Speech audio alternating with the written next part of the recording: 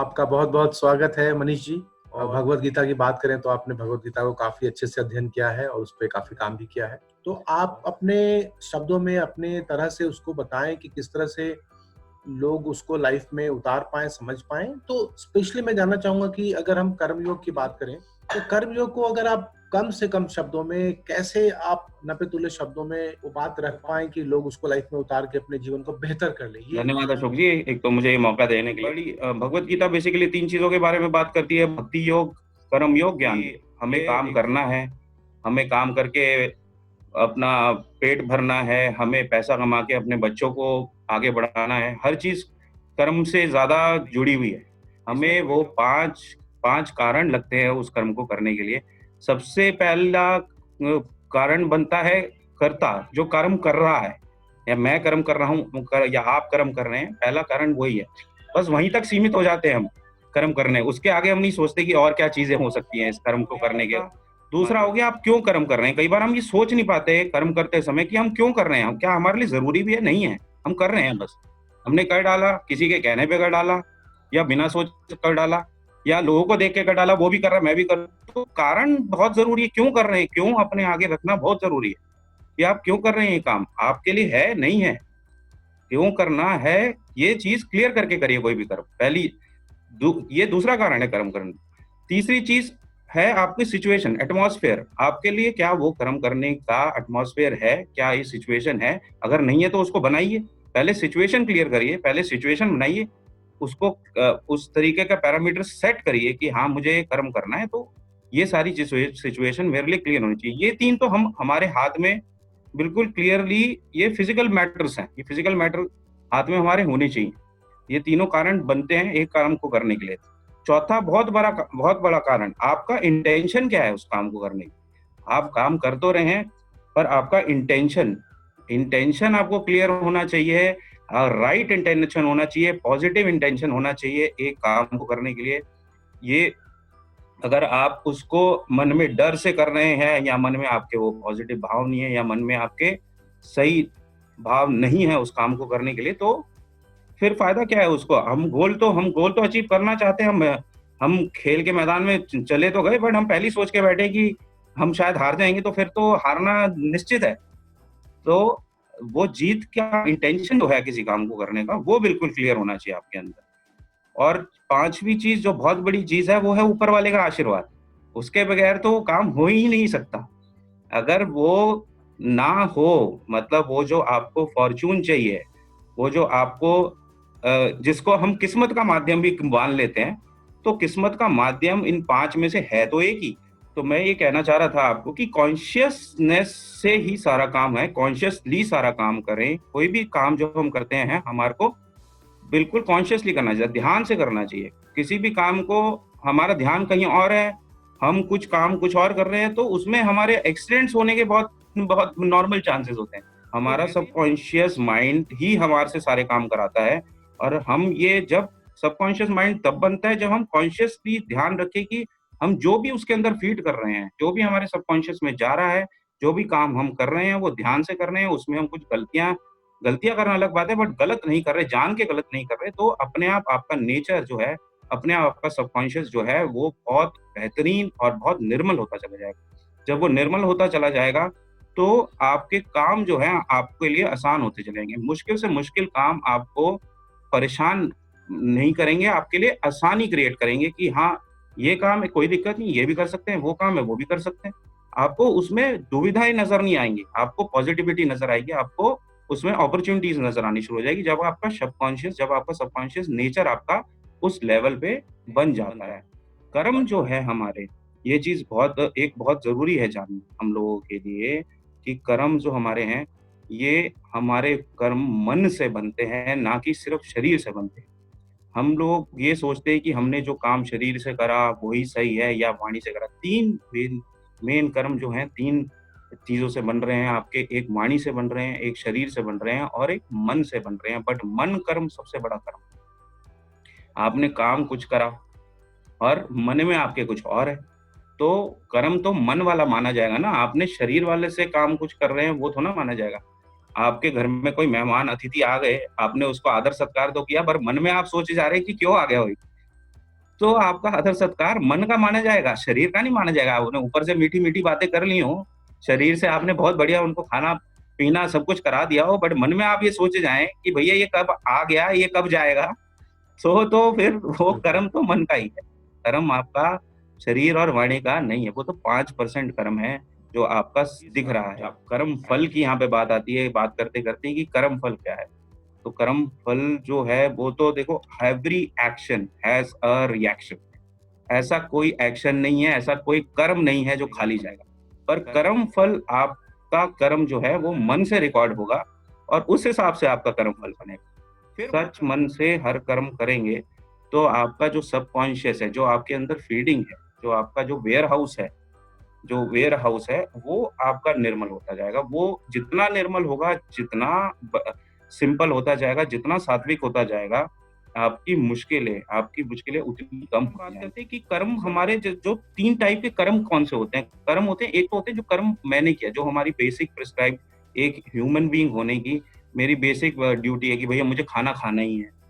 ठीक, मुझे सोना है तो मुझे सोना है ही। तो ये तो बेसिक प्रिस्क्राइब ड्यूटी, ऐसी हमने बहुत सारी सोसाइटी वाइज हमने एक ड्यूटियां बना रखी है। डेली रूटीन लिविंग जो है हमारी, हमने उस हिसाब से कर्म अपने बना रखे हैं। तो ये हमारे कर्म है। लेकिन एक होते हैं अकर्म, जो हम जो हमारे जिसका कर्म फल हम नहीं समझ पाते। कुछ हो रहा है, मतलब समाज में कुछ हो रहा है, हम डायरेक्टली उसको नहीं कर रहे, पर उसका असर हमारे ऊपर हो रहा है। तो वो कर्म जो है वो अकर्म होते हैं, वो हम कर नहीं रहे हैं, बट वो हो रहा है। तो ऐसे बहुत सारे कर्म हैं जो हो रहे हैं, वो भी हमारी बनाए हुए हैं, वो भी सोसाइटी में हम लोगों ने ही सबने क्रिएट करे हैं। उसी से वो सिचुएशंस बनी हुई हैं और उसी से वो बन रहा है। तो जिस कर्म का डायरेक्ट फल नहीं है, वो every action has direct reaction, बिल्कुल एज इट इज रिएक्शन होता है। तो जिसका डायरेक्ट आपके ऊपर रिएक्शन, वो अकर्म कहलाता है, वो हमारे थ्रू नहीं हो रहा। एक होता है विकर्म, जो हम लोग ऑपोजिट कर रहे हैं, मतलब हमें करना तो तरीका तो ये है करने का, बट हम कह रहे हैं नहीं नहीं हम तो इस तरीके से करेंगे।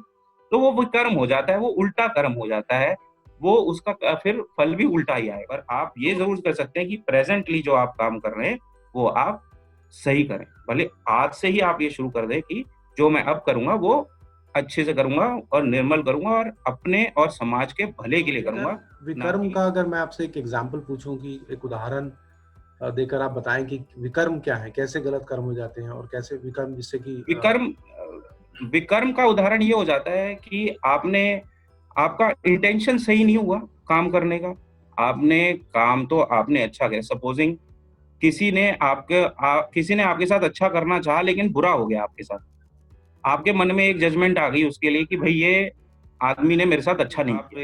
एक उदाहरण के रूप से समझिए कि कोई आपने अपनी वाइफ को या अपने भाई को या परिवार में किसी को कोई काम बोला और वो काम उन्होंने किया, बट वो काम सही से हुआ नहीं। अब आपके मन में ये भावना आ गई कि इसने जान के शायद ठीक से नहीं किया।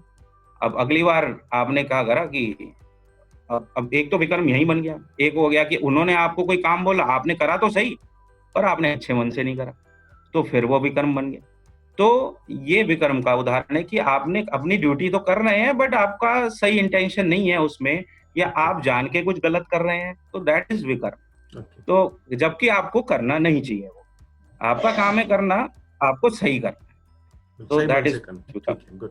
नहीं, बहुत बढ़िया, बहुत अच्छी तरह से आपने समझाया कर्मयोग के बारे में, और मुझे लगता है कि इससे एक क्लैरिटी आती है कि कर्म क्या है, कर्म योग के कितने अलग अलग टाइप्स ऑफ कर्म है, और किस तरह से हम अपने कर्म अच्छे बनाएं, अच्छे कर्म करें, तो और कॉन्शियसली करें, ध्यान से करें, जिससे कि वो कर्म का संचय भी अच्छे तरह से हो, और जो भी उसका फल जैसा भी हो वो भी अच्छा ही हो। तो मुझे लगता है कि एक अच्छा प्रयास हमने किया है, और आपने जिस तरह से समझाया है, बहुत आसान तरह से शब्दों में बताया है, तो मुझे लगता है कि इट्स रियली डेफिनेटली गुड, और कई लोगों को इससे फायदा होगा, हमें फायदा होगा। तो क्या आप इस तरह से ही कम शब्दों में ज्ञान योग के बारे में बताना चाहेंगे कि ज्ञान योग भी एक टॉपिक हमारा बन सकता है? एक चीज जरूर मैं बोलना चाहूंगा कि ज्ञान जो है वो इनफाइनाइट भंडार है। मतलब इतना ज्ञान है कि आप इस जीवन में प्राप्त नहीं कर सकते। तो आपको लर्निंग स्टेज पे रहना जरूरी है हर समय। चाहे आप जितना मर्जी बोले कि मेरे पास जितना बड़ा ज्ञान है जी, मैं बहुत ज्ञानी हूँ, पर अगर आप ये कहें कि मैं सब सीख चुका हूं, तो वो गलत है। तो ज्ञान का सबसे बड़ी इम्पोर्टेंस ये है कि अब अगर हम गीता के माध्यम से ही बताना चाहें, जब ये गीता कृष्ण भगवान बता रहे थे अर्जुन को, तो उन्होंने गांडी रख दिया था कि भाई मैं अब लड़ नहीं सकता। तो कह रहे क्या फायदा हुआ इतना ज्ञान और इतना गुरुकुल और सब जाने का तेरे को, कि आज जहाँ जब तू खड़ा है असली युद्ध पे, तू कह रहा है मेरे को कुछ समझ ही नहीं आया ये सारा। तो उन्होंने क्या करा था, सिर्फ जो अर्जुन का ज्ञान था उसको वापस समझाने की कोशिश करी थी कि ये तुम्हें पता है। और अर्जुन भी माने थे ये बात को कि भाई हाँ, ये बात तो जो आप कह रहे हो सही है कि भाई इस टाइम पे मेरे को युद्ध करना है, इस टाइम में मेरे को क्षत्रिय धर्म निभाना है, तो वो बात सही है। तो ज्ञान क्या होता है कि हमारे अंदर जो स्टोरेज होती है वो ज्ञान तो हमारे को प्राप्त होता है, बट वो भी बैठ जाता है, वो भी एक जगह पे अपना, हम भूल जाते हैं चीजें, हमारी मेमोरीज के अंदर चीजें हमारे को याद नहीं रहती। जो हम काम कर रहे होते हैं वो तो याद रहती है, तो हमारे को रिवाइविंग की जरूरत होती है, हर समय उसको बार बार याद करना, बार बार ध्यान देना। तभी कहते हैं ना सत्संग करिए, तो सत्संग बार बार भी रोज पूजा करिए। तो बार बार क्यों करना है, बार बार करने का पर्पस यही है कि बात करेंगे तो आपको वो ज्ञान जो आपके अंदर है वो आपको एक तो वापस रिवाइव होगा, आपको समझ आएगा। उसके अलावा आपको दो बातें, दो शब्द और इम्प्रूवमेंट के लिए और समझ आएंगे कि हाँ, ये तो यहाँ तक तो मुझे समझ आ रहा था, ये दो बातें, अच्छा ये बात और है। तो ये ज्ञान योग इसलिए इम्पोर्टेंट है कि आप बहुत इम्पोर्टेंट इसीलिए, सिर्फ इसलिए कि हमारे को वो ज्ञान जो है वो बार बार कंटिन्यूअसली हमारे को याद आता है।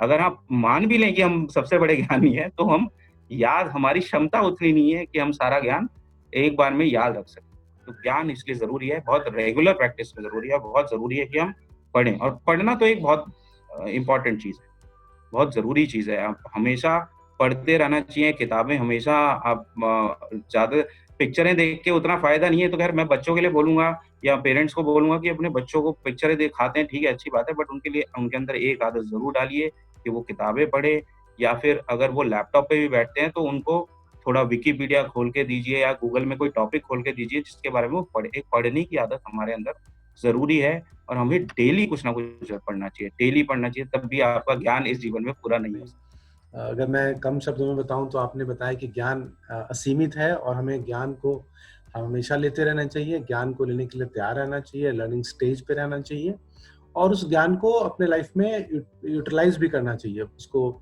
यूज भी करना चाहिए। तो अब मेरी उसको लालसा कहें, लालच कहें, इच्छा कहें, तो मैं जानना चाहता हूँ कि जब आपने कर्मयोग के बारे में बताया, ज्ञानयोग के बारे में बताया, तो आप थोड़ा सा कम शब्दों में भक्ति योग को भी टच करें और भक्ति योग को भी डिफाइन करें, क्योंकि ये एक ऐसा पार्ट है जो मुझे लगता है कि आज की जो पीढ़ी है, जो यंगस्टर्स हैं, वो लोग, मुझे लगता है कि इससे अनभिज्ञ कहें या फिर इससे ज्यादा अटैच नहीं है, ज्यादा उसके बारे में न समझते हैं, ना समझना चाहते हैं। तो भक्ति योग के बारे में भी आप उनका टच करें। कुछ नहीं दे रहे सब लोग के अंदर ना, एक भक्ति योग के नाम से ना एक फियर है। ये भक्ति योग को ना फियर का नाम ज्यादा दिया गया है, बजाय कि उसके एक्चुअल माध्यम को समझाने के बजाय हम लोग कहते हैं कि भाई आप सही काम नहीं करोगे तो भगवान आपको मतलब बुरा फल देंगे। तो ये पहली चीज, तो इसको फियर के नाम से क्रिएट नहीं होना चाहिए। ये एक बहुत बड़ी प्रॉब्लम शायद हमारी सोसाइटी की है या हमारी अपनी है कि हम लोगों को भगवान के नाम से डराते हैं। क्योंकि भगवान के नाम से डरना तो मतलब दैट इज वेरी रॉन्ग। और भक्ति योग क्यों जरूरी है, जैसे हमने बात करी 5 कारण, कर्मों के 5 कारण, उसमें एक हमने बात करी कि एक मेन कारण है कि ऊपर वाले का आशीर्वाद होना उस पर बहुत जरूरी है, कि हमारे को राइट एनर्जी उस टाइम मिलनी बहुत जरूरी है। तो पॉजिटिव एनर्जी जब जो हमारे को चाहिए, पॉजिटिव एनर्जी हमारे को भक्ति योग के बगैर मिल नहीं सकती। हमारे को पॉजिटिव एनर्जी कैसे मिलेगी? पॉजिटिव एनर्जी, आप ज्ञान प्राप्त कर सकते हैं, पॉजिटिव चीजें पढ़ सकते हैं, बट आपके अंदर जो एनर्जी चल रही है, जो आपके कण कण में एक वाइब्रेशन है, वो वाइब्रेशन पॉजिटिव है या वाइब्रेशन नेगेटिव है, ये आप कैसे समझेंगे? वो ज्ञान या वो समझ या वो प्राप्ति जो है वो भक्ति योग के बगैर है। और भक्ति योग में, और मजे की बात ये है कि भक्ति योग ऊपर वाले ने बड़े सिंपल रखा हुआ है। वो कह रहे हैं कि अगर तू सिर्फ नाम भी ले ले तो भी मैं तेरे को पॉजिटिव दे दूंगा। तो वो सिर्फ एक पल की सोच, जहां मैंने नाम लिया कृष्ण, वहीं पर भक्ति योग की कैलकुलेशन चालू। ऐसा नहीं है कि आपको 2 घंटे जाके कीर्तन करना है या दिन के सुबह 1 घंटा शाम के 2 घंटे बैठ के मेडिटेशन करिए, ऐसा ये सब दैट इज यस, ये सब भी एक पार्ट है।